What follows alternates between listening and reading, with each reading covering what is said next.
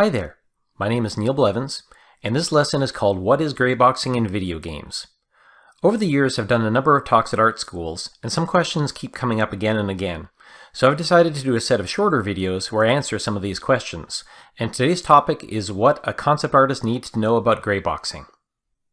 So a greybox, sometimes known as a blockout, is where the game's level designer creates a super simplified version of the environment to test the layout for gameplay purposes. When creating a level, there's a lot of important questions that need to be answered. Like, is this hallway big enough for a vehicle to travel along? Or are these platforms close enough that your character can jump from one to the next? Or are there large areas that you travel through that are really boring? These are some of the basic questions that need to be answered as soon as possible to ensure the best player experience.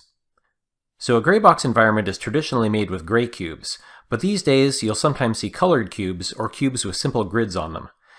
I've even seen a few with super simple textures, but in general you don't want to add too much detail to the greybox level since the whole point is to test the flow without getting caught up in the details.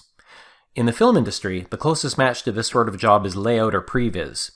In those jobs, the camera work tends to be the most important, but you also create simple environments to check scale and make sure your shots work. Here's a few greybox setups from the video game Disintegration. These were posted online by artist Rick Leslie, and you can see the greybox level, and then the final level once all the detailed models were added. And note, this does not include all the props that the final video game level would have in the arena. So as I'm not a level designer, I can't speak too much more into the thought and theory that goes behind making a good greybox environment, but as a concept artist, I've had to deal with greyboxes many times, and so that's what I'll focus on for the rest of this lesson. In the beginning of a project, you're likely going to be making more loose paintings. You're a little less concerned with scale and metrics, and you're trying to find more of the mood of the game, the color palette, and the design language. But after that phase, a job you're likely to do is paint over greybox models, showing what the level could potentially look like using those rough concepts you did earlier as inspiration. Here's an example of this, again from the video game Disintegration. I was asked to concept a base up in the mountains, and first I was given a bunch of reference material from the art director, and then I started designing the basic buildings and shape language that the level might have. Next I fashioned my own greybox level from a greybox provided from the client. You can see it's mostly simple boxes with a simple grid texture. If you're a concept artist that prefers to work primarily in 2D, then the next step is to make some perspective grids over the greybox image and start painting.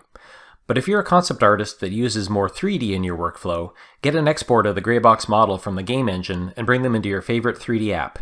In this example, the greybox is in 3D Studio Max, and then I used the layout to build some simple 3D buildings. I tend to find painting architecture in 2D takes a lot of time, and it's faster to instead model the architecture in 3D so the perspective is all handled for you. Again, these are concept models. They can be helpful for the people who will build the final assets for the game, but your goal at the concept phase isn't to make perfect assets, it's to create stuff that's flexible so you can make changes quickly. And now the final step, I went in and used a combination of hand painting in Photoshop and photo bashing to create the final scene. After a revisions process with the art director, the image is handed to the team to give them some idea what the final scene will look like. Modelers will break down the concept and decide what models need to be built. Texture artists will look at the concept and prepare the materials that'll be necessary. And of course, it's totally possible that big stuff will change. For example, the greybox might have changed since you did your paint over. But the concept is still helpful to answer a lot of design details, even if the exact level doesn't appear in the final game. So if you plan on becoming a concept artist for video games, hopefully this gives you some idea of what greyboxing is and how you'll be working with them to create final concept images. And if you're a level designer, hopefully this answers your very first questions and gives you inspiration to search on the web for more detailed explanations from actual professional level designers.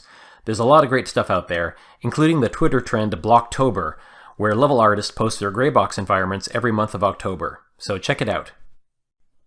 So thank you very much for watching. I hope you found this interesting. And if you want more art lessons like this, please go to neilblevins.com and go to the art lessons section. Or if you want to be notified the next time I upload a new video, please subscribe to my YouTube channel. Thank you very much.